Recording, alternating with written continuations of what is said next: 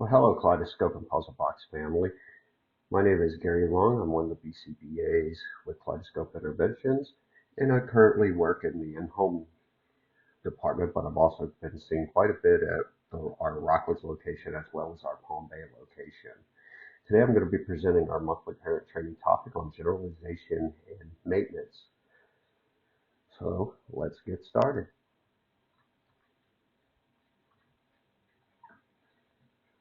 So what we're going to cover today, we'll start off with a quick review of the goals of ABA therapy. Then we're going to move into skill acquisition, specifically a clinical teaching of a skill. We're also going to go into the generalization of that skill and, of course, maintenance of the skill. And then we're also going to take a look at this, kind of a repeat of the clinical teaching, generalization, maintenance. We're going to get into that in regards to behavior reduction. Look at it at the clinical standpoint, generalizing that skill, and also going into the maintenance of the behavior reduction. So our objectives today will be define generalization, also define maintenance, describe why generalization is important, describe why maintenance is important, identify the ways you can promote generalization of skills, and identify ways you can promote maintenance of the skills. So let's move into the goals of ABA therapy.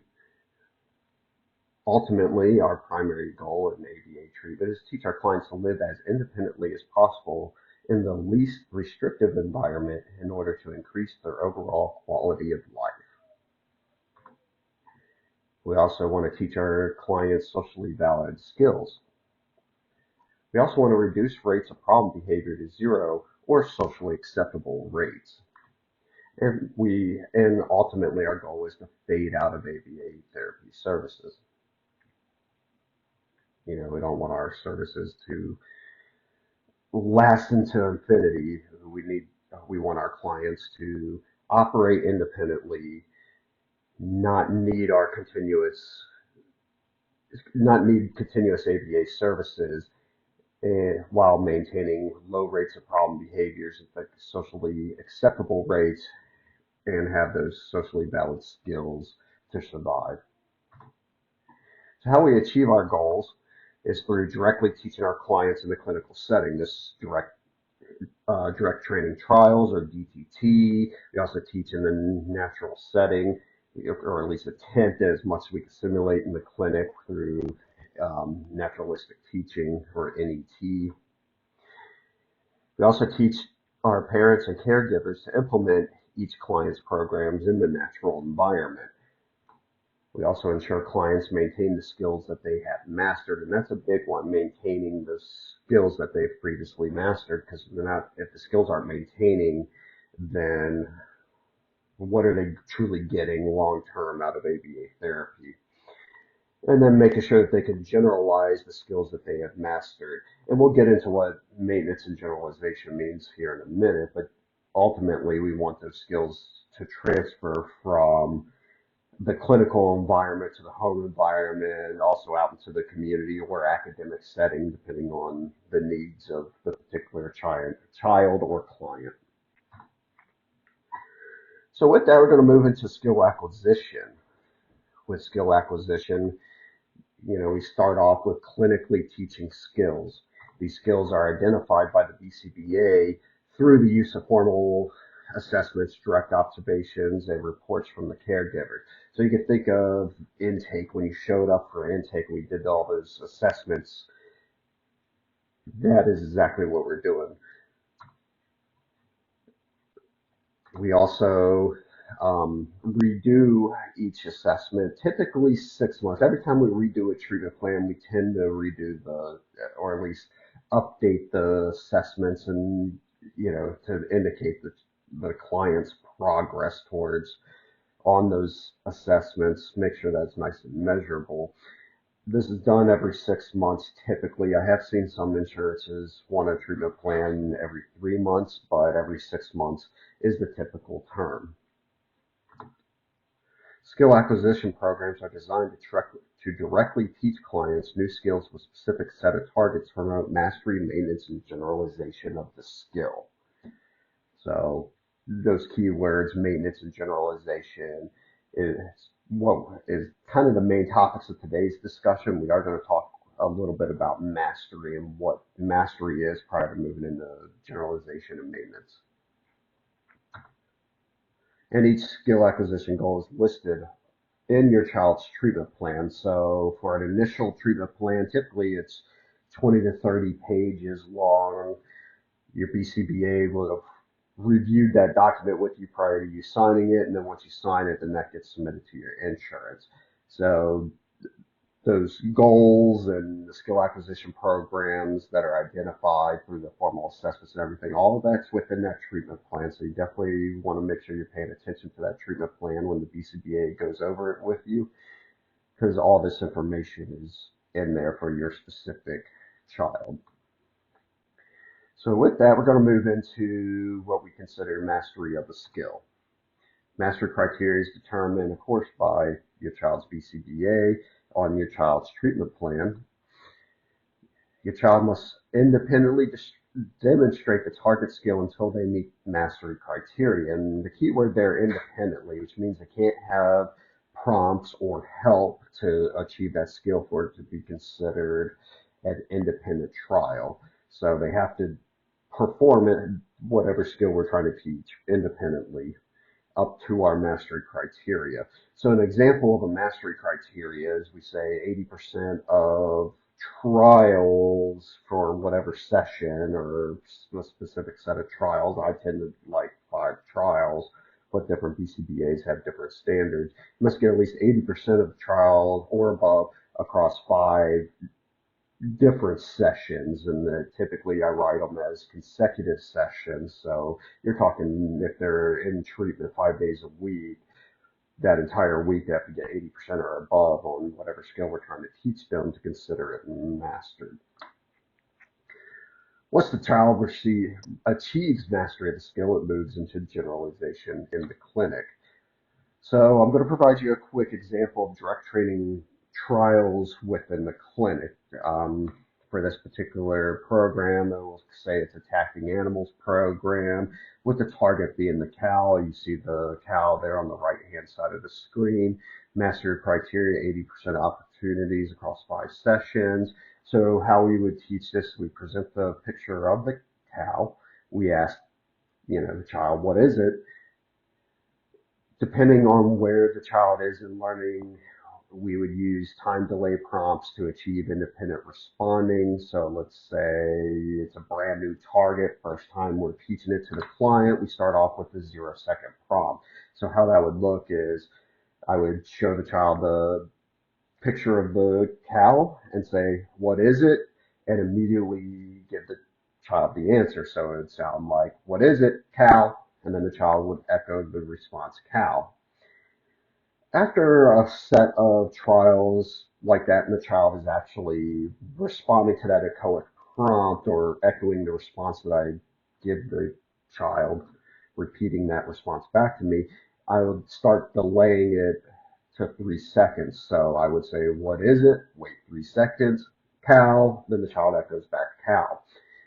Give it that little 3 seconds. If the child decides or is able to answer independently and say cow within that 3 seconds, that trial actually counts as an independent response and is recorded appropriately versus the prompted response. And as learning goes through, typically at 3 seconds, the child's just starting to transition from, hey, you used to tell me what the answer is, now you're requiring me to know it. So it does take the child a little bit to get used to, hey, it's your turn to respond prior to me giving you the answer. And then as they get used to the 3-second prompt, we then fade that to 5 seconds. Typically within this realm, the learner typically can give an independent response. Typically. Now, it's not saying this applies to every program, everything, every target. Sometimes, our learners need a little extra help. So now if we do get into a situation where especially when we get to 3 seconds or 5 seconds and the child is responding incorrectly or is not giving us a response, then we go into error correction, our error correction protocols to kind of continue that teaching. And then finally, we want the child to respond independently for that, 80% opportunity across 5 sessions is kind of where we're measuring the child to. So example, skill mastery, they receive 80% or higher. So let's say I run 5 trials in a day. Each picture of the cow represents the 5 trials. And today on the second trial, the child erred, had to perform error correction. But on the other 4 trials within the day, they did great independent responses.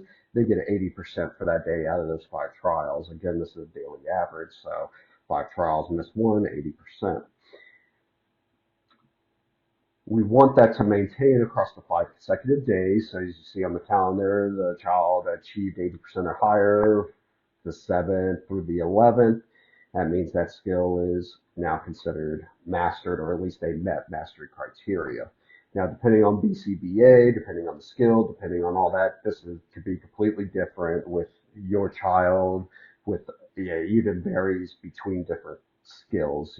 For attacking animals, it may be 80% across 5 consecutive days.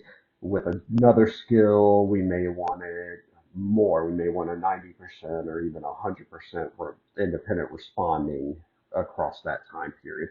There's even some targets where we may even go about 10 consecutive days where we want to make sure that client really has that skill before calling it mastered. So with that, this brings us to our first parent training question. I've sprinkled these parent training questions in throughout the slideshow today. I also put a final slide at the end of the slideshow, just outlining the 4 questions. So it's up to you if you want to write it down now and answer it, or if you want to wait to the end where I have all the questions in one spot and you can then go back and find the answers. So first question, where can you find mastery criterion for your child's goals?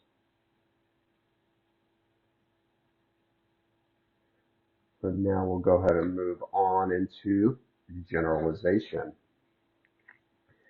So generalization, I'm going to throw a definition out there, again, more book definition. Ability of a client to perform a skill under different conditions, which is called stimulus generalization, or ability to apply a skill in a different way, which we call response generalization. So the difference between stimulus and response generalization, for stimulus generalization, let's say you have a child that has a wait with me program where the therapist takes the child, walks down the hallway, then tells the child, hey, wait with me, and the therapist stands there for a predetermined amount of time, and the child's required to remain within arm's reach of the therapist and wait with the therapist for that time. And when they meet that time criterion, they get their reinforcer, and everything moves on. Let's say the child has mastered that skill in clinic, and then mom is with the child in a store, and mom says, hey, wait with me, while they're standing there in the store, let's say in the checkout line. And the child remains within arm's reach of the mom in vicinity, not really playing with the candy in the aisle or anything to that nature. The child's doing what he's doing. We would call that stimulus generalization. For response generalization, let's say we take a kid through an entire program of greeting a friend, saying hi to a friend. Response generalization would also include saying hello to the friend, saying what's up, not just always saying hi to a friend. It's that greeting that is the generalized factor there. So we have, he sees his good friend, he says hi one day. The next day, when he sees his friend, he says, hey, what's up? Being able to do that would be response generalization. So how do we achieve generalization? Well, we achieve it by programming, teaching our clients different stimuli. So we want them to generalize across stimuli. We also include across instructions, and we'll expand on these a little here in a few minutes. We also will teach it across different people. We also want them to generalize across environments. We want the skill, not just to happen in a clinical environment, but also go home and, out in the community at the grocery store or church or whatever the case may be. So generalization across stimuli. We're not able to teach every possible stimulus to a child or stimulus a child will encounter throughout their life. There's just so much going on out there to where, we're not going to be able to teach it all in the clinical environment. So we need the child to have exposure to as much as we can, but it requires them to generalize that skill into, across other stimuli. So, for example, a child was taught apple using a picture of a red apple. Well, what about the green apple? What about real apples versus the ones in pictures, 2D versus 3D, so I teach a child a red apple using a picture, but then they go to the store, they're able to say, oh, that's still a red apple, even though it's a 3D form. The child needs to be able to respond correctly when the current stimulus is different from the one that was taught directly. And that's kind of the goal of generalization there, especially across stimuli. Also within across stimuli, and this is kind of a subset, is generalization across instructions. We're not able, again, to teach every instruction the child may be given. Instructions may be stated in different ways. You got different sentence structures. You got it may be given to them as a question or maybe a statement. You may use different intonations or volume, or even with a different accent. The child needs to be able to respond correctly no matter how an instruction is presented for a learned skill. And with that, I want to share a pretty a real world story that occurred not that long ago in the clinical setting that kind of demonstrates this instructions and how sensitive some of our clients can be with instructions. So I had a client that had a program. Essentially, we ask them, "What's your address?" They give us, the client responds with their current address. During sessions with the RBT, this particular client responded appropriately to the question. But when I would work directly with the client without the RBT around, the client wouldn't respond to the question correctly. It would, give either a different answer or just not respond. So I thought, hey, maybe he needs some generalization across people. He's only used to being taught by the RBT. He needs to work with some other people with this particular target. So we did that. We programmed some generalization across people. This particular client quickly mastered generalization across people. I mean, within a week, he had been through and answered correctly with, I think, 4 or 5 other people, working the building. So, I mean, he was able to answer the question with other people, but for some reason, he still wouldn't answer the question with me, as I'm working directly with him on days that I would work directly with him for a little bit. He still wouldn't answer properly. And then one day I was supervising the RBT and I noticed the word address was different. The way the RBT was saying it was different than the way I said it. I typically say address as address. The RBT would have a different accent to it, and he would say address. So that got me thinking, is that little change in the way that word is said causing the issue here? And so I asked some of the other RBTs that had worked with this kid that for this particular target, the ones that they had probed generalization with. I went to them and asked them to say the word, and they said the word very similar to how the child's main RBT was saying the word. So then I changed the way that I said it, and I asked him during a independent, a session, a direct session of mine without anybody else around, and I used that different pronunciation of the word address. I said address, and he was able to answer. So he was sensitive to that little accent on that word. And so teaching across instructions is very important with our kids, and that just demonstrates how sensitive they can be and why this generalization is important. So teaching generalization across stimuli, here's another example for you. So in clinic, I teach the kid, this is a bird. And we run through an entire prompting hierarchy. He can respond independently. He achieves mastery criteria. Well, now we want to teach him, generalization across stimuli. So I may program in, start incorporating in this picture into the mix and have it teach the kid to respond with bird when he sees this picture. I also may incorporate this picture. Again, we're looking for the word bird or this one. And so the child being able to look at these different birds and respond when asked, what is it? Being able to say bird. So with that, we're going to move into generalization across people.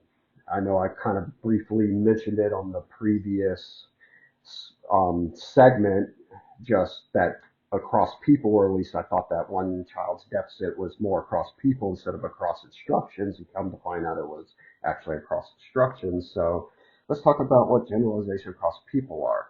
We're not able to teach these skills that using every person the child will ever encounter teaching each skill. So think of when a child goes to school or is in a school and they progress through skill levels, they get different teachers. You also have mom and dad, or depending on the family dynamics, some step parents in there might have, grandparents in the mix, aunts, uncles, and then of course teachers or other environments that the child needs to be in and be able to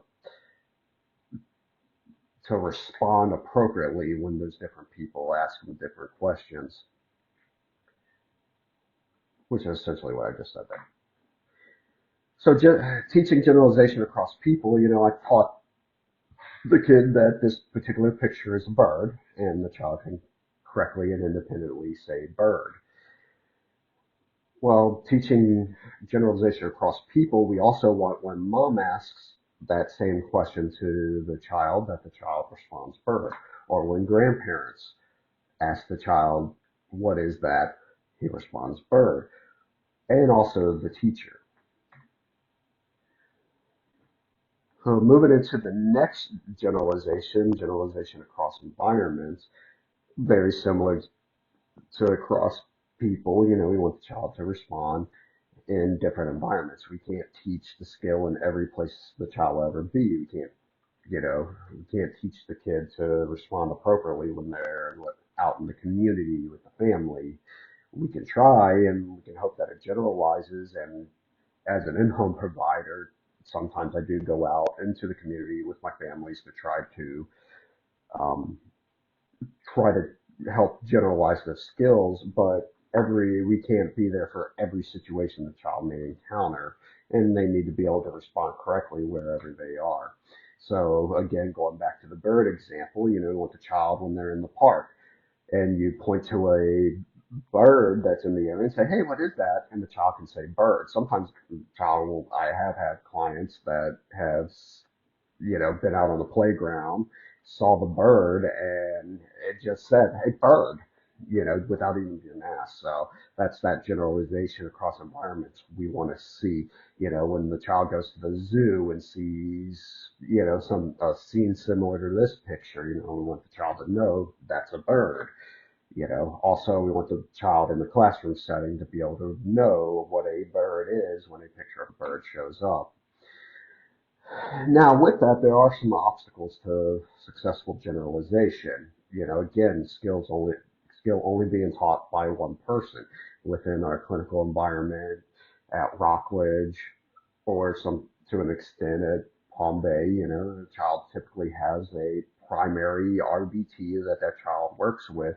Now we do try to cross-train our RBTs with clients. So if an RBT, has to not be at work for a particular day, another RBT can step in with little or no impact.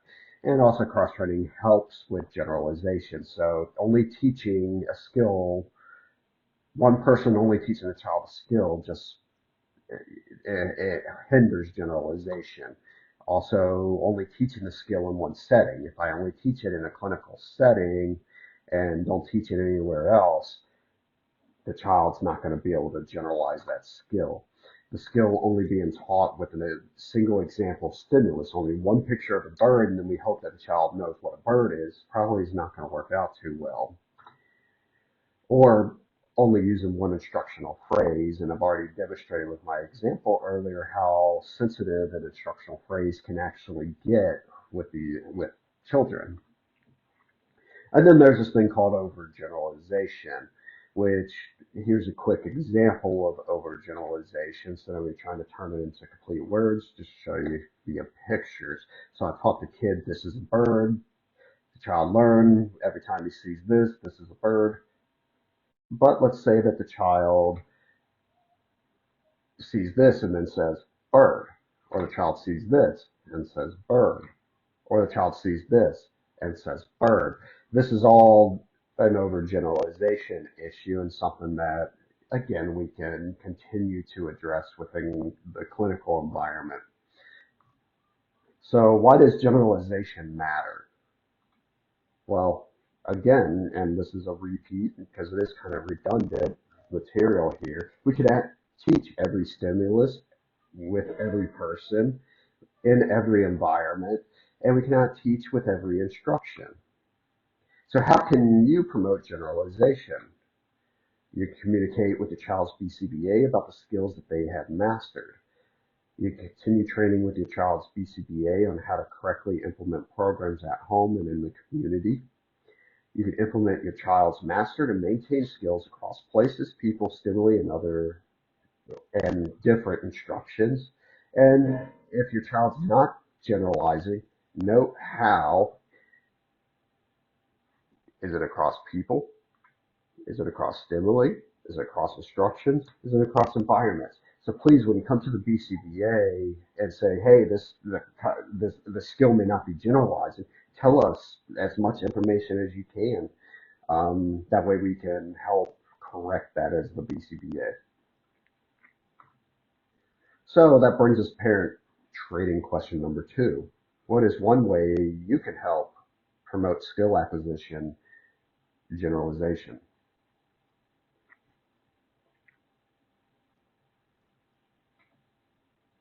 So with that, we're going to move into maintenance.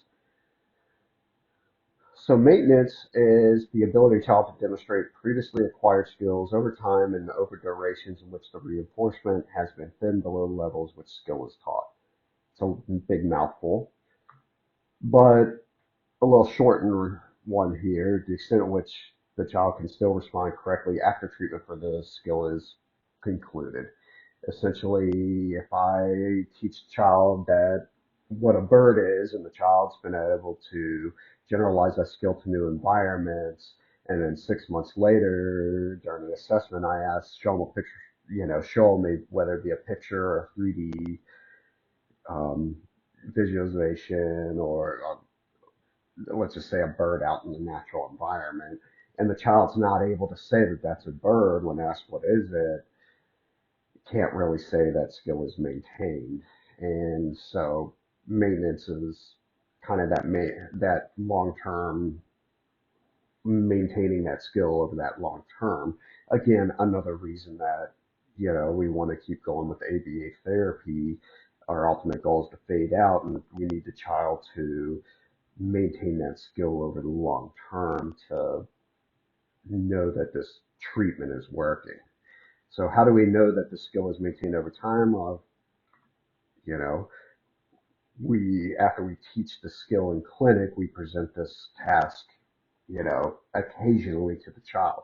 It may start off as every week we probe it, we run a trial set on them incorporated into their DTT or NET for the week. And then we can fade out the 2 weeks, even monthly, depending on the child's situation. This all is dependent on that. But ultimately, can the child still correctly perform the skill that we want them to perform? Another, can they do it in a natural environment? If I'm out on the playground 6 months after I taught them that what a bird is, are they able to say that's a bird or that's a cow or whatever the case may be? Are they able to do that skill at home? Are they able to do it in the academic setting, in the community setting? So with that, I want to show a quick timeline to help you visualize how this is. Let's say attacking animals, birds, as crazy as I am, I'm keeping with that theme just because it's easy to throw up here and show you. And this is a very fictitious timeline. It's just an example. It may work out this way. It may not. It just depends on the client, the program. But ultimately, we start off in clinic teaching the skill there in blue, and then it moves into generalization for a few weeks, and then in clinic we put in the maintenance. But about that time is a good time, as we're in that generalization, especially as we're generalizing across environments, to fade that skill to the home environment and have you as parents, caregivers, start kind of probing that skill with your child. And so that's what you see here about week 8, where it transitions there across the week 8, week 9, week 10, teaching and then generalizing the home environment. And then you guys just probe some maintenance throughout that time, but also transition into the community environment, instead of just trying to teach it at home, going to the park, going to the grocery store, going wherever, and see if that child's able to generalize that skill across those environments. And then, of course, that goes with maintenance. And maintenance, isn't necessarily constant, asking them, hey, what's this? What's that? What's that? Are they able to independently say, occasionally, you're out at the park and they see the bird and they say bird, or you're driving down the road and you see cows and they say, oh, look, cow, kind of whatever that case may be. So, again, why does maintenance matter? It increases the likelihood of generalization because the more the child is able to hold on to that skill, the more they're able to apply it in the real world. And then it also mitigates regression or loss of the previous mastered skill. So doing occasional maintenance probes helps with them holding on to that skill. Regression is a very common symptom within autism. And so whatever we can do to help them hold on to those skills and prevent that regression, we got to do it, and just ultimately to help the child out. And then when a skill is maintained, it is likely to continue in the future within the natural environment long after treatment is concluded. So with that, how can you promote maintenance? Very similar to promoting generalization. Talk to your BCBA about the master programs. Receive training on how to run those programs effectively within your home and possibly community. And if you notice that skills are not maintaining, tell the BCBA so the BCBA can make those corrections. So here's some examples of some maintained behaviors. You get a 5-year-old that was taught how to tie a shoe in the clinic. He met the mastery criteria for the steps of the chain after being taught the skill. Over the next 2 months, he was asked to tie a shoe at least once a month or once every 2 weeks, and he was able to do it independently. That is showing that the skill is maintained. So another example for you, a 4-year-old had trouble with sharing toys with peers. The program was introduced to teach this skill. After 8 weeks of teaching, the child achieved mastery criteria.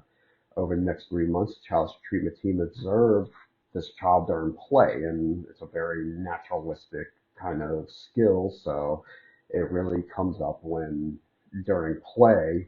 But we also noticed that, he's not sharing at every opportunity, but he does share most of the time. And with that sharing most of the time, sharing is maintained at that a socially acceptable rate. So we're not really, so it shows that the skill is maintaining because he is still sharing. It's just not every opportunity, but being realistic, is a child going to share every time that opportunity comes out? It probably, neurotypical kids do not do that. So we can't really expect our clients to do that skill. So again, that socially acceptable rate is what comes into play at that within this example. So parent training question number 3, why does maintenance matter?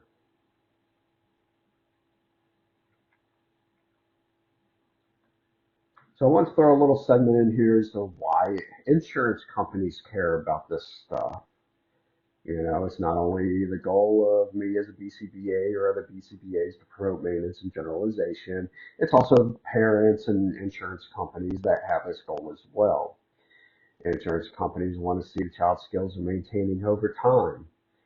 Most insurance companies require measures of maintenance and generalization on the treatment plans before they'll authorize services. That's why we write the goals the way we do, and it's indicated on there. So, pay attention to that next time that you are going through a review of your child's treatment plan with the BCBA. And remember, the goal of ABA therapy is to fade out therapy services. So insurance companies also share in that goal.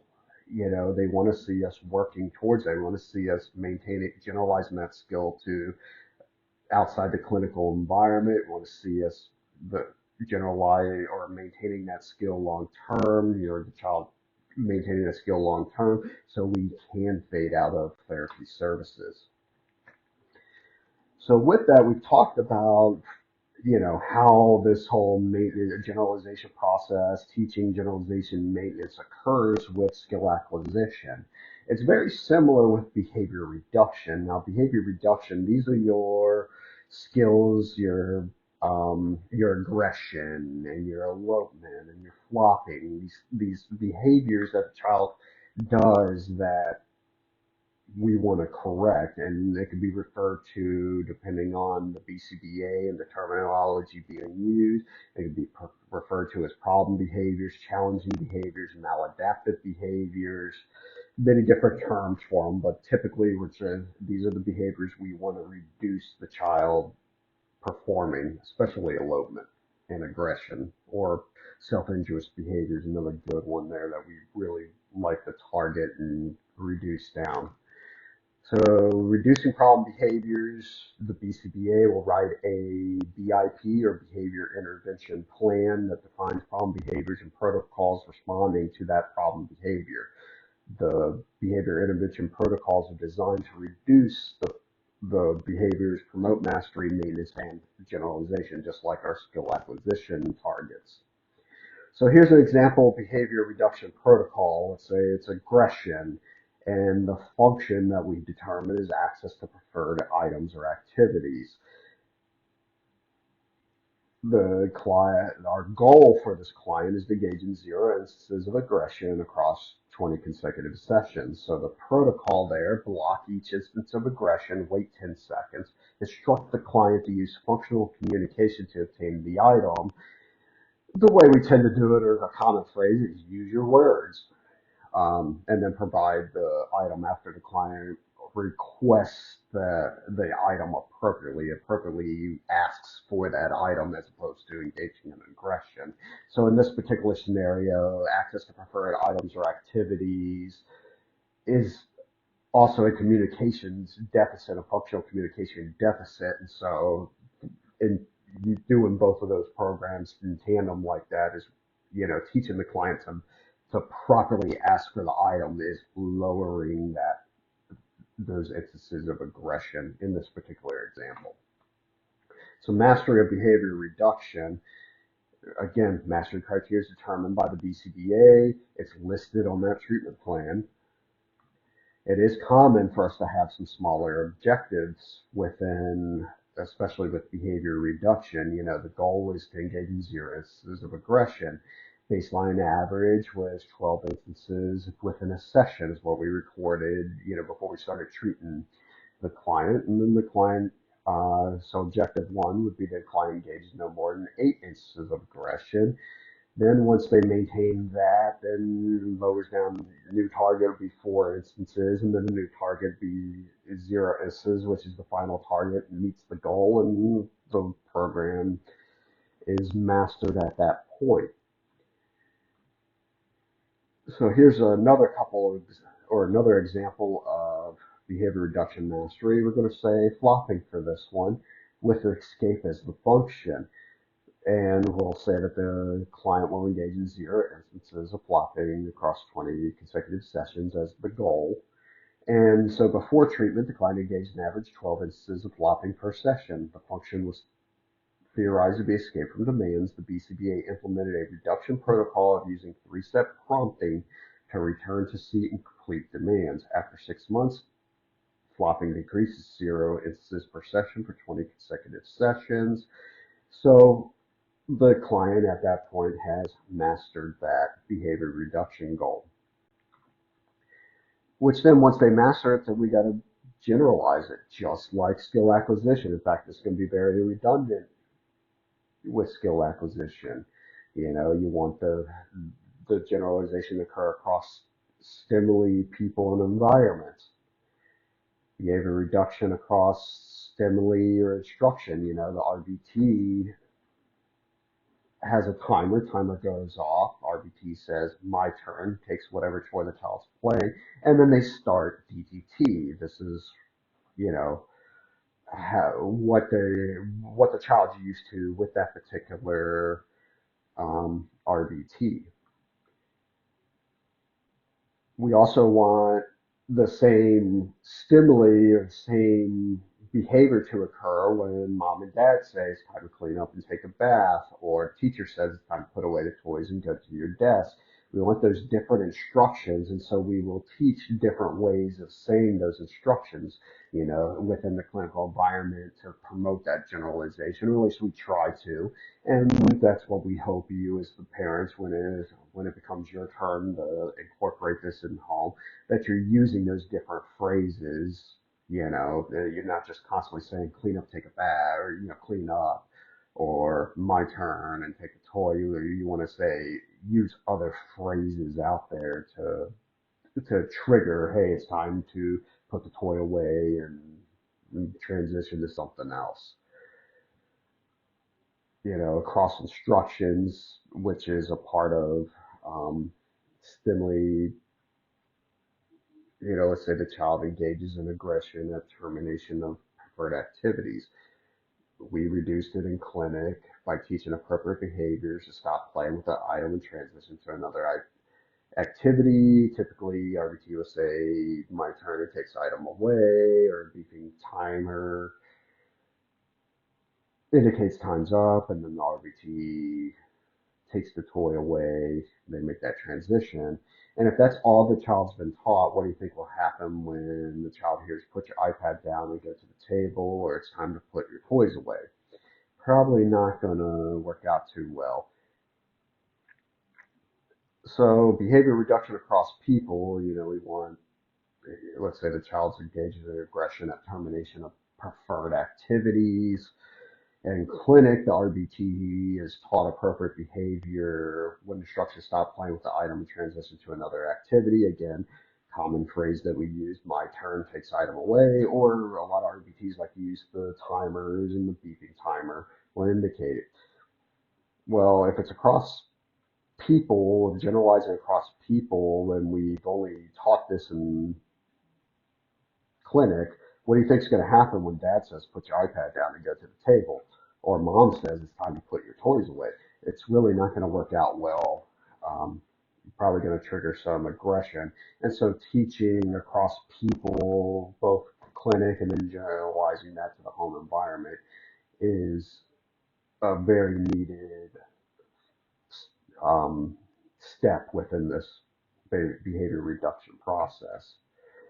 Behavior reduction across environments, just like what we've previously talked about with skill acquisition. you know we want this to go to different environments. We in the clinic has reduced the behavior down by our processes, but what's going to happen at home when child's told to put your toys away, or at school when the child's told recess is over, it's time to start working on the handwriting assignment, chances are you're going to get aggression. So teaching this across environments as well, both in clinic and then generalizing home and community academic setting, is very much needed in that aspect, and the way that the BCBAs will program that in. You know, we can't teach every stimulus, every person, every environment, or every instruction. So we rely on you as the parents. So can you promote generalization of behavior reduction targets? Very similar to the way that you promote skill acquisition. Communicate to BCBA about behaviors that have been reduced, and train with your child's BCBA, especially with behavior reduction protocols, because you have to take into account the function. You know, the child wants attention, and that's why the child is acting the way they are for attention. We have to train you how to ignore, plan ignoring, which, believe me, is very tough. It's tough in the clinical environment. It's really tough as a parent, and trying to do it. So it is a skill that needs to be taught. You need to consistently implement your child's behavior intervention protocols across settings. So after you train with your BCBA, make sure you are consistently using those protocols, because if you're not doing it consistently, the child's either going to get confused or just not, the protocol may stop working because it wasn't consistently implemented within the environment. Inform other caregivers of your child's behavior intervention protocols. You know, if your child goes to a babysitter, let's say, you need to make sure that babysitter knows what to do so there's consistency across environments.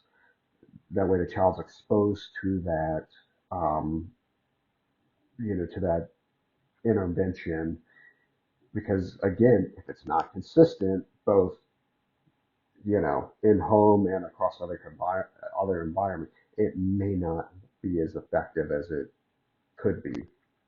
And then if your child's behavior continues to occur in certain settings with different people, different stimuli, please tell the BCBA so we can work through that, or give you pointers, tips, or even possibly have to come see it occur in those environments so we can identify why it's occurring, what the deficit or what needs to happen for that skill to generalize to those environments. So that brings us to parent training question number 4. What is one way you can promote behavior reduction and generalization?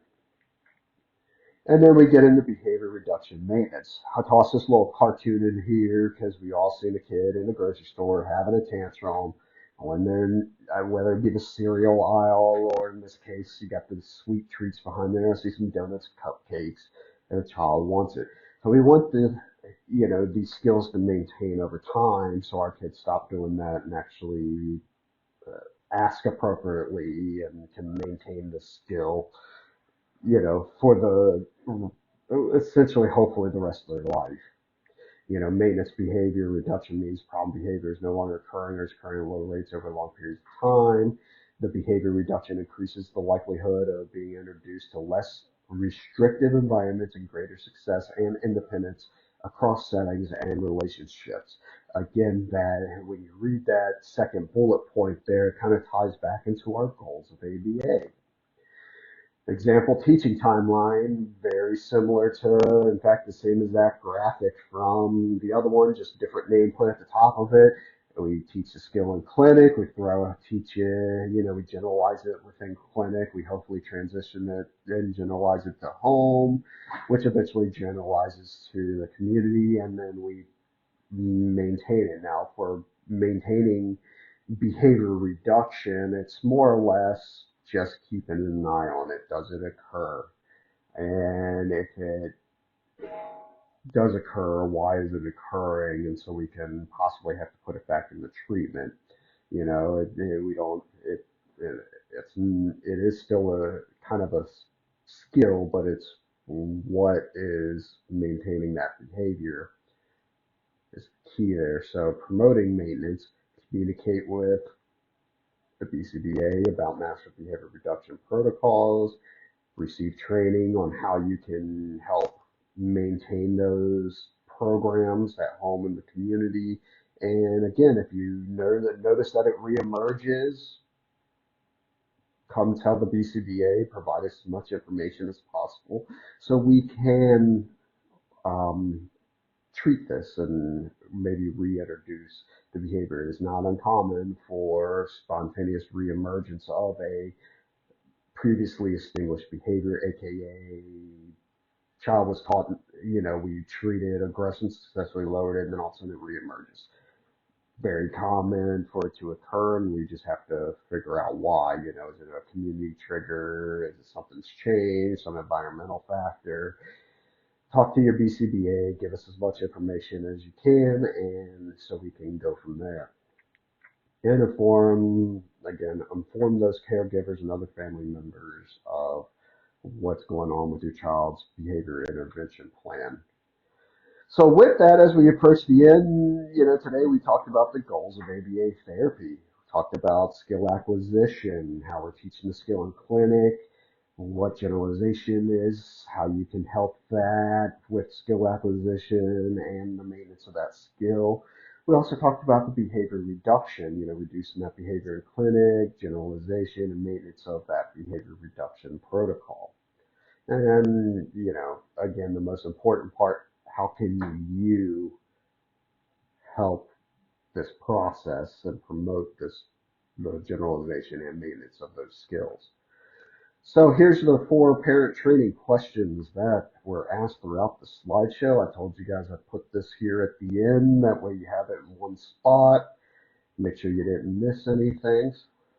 And so with that, if you have any questions, please talk with your child's BCBA, or you can always email info@puzzleboxacademy.com. And so this is the end. Thank you for watching. Don't forget to turn in the answers to parent training questions to using your preferred method. And with that, I hope each and every you have a wonderful rest of your day, evening, whatever the case may be.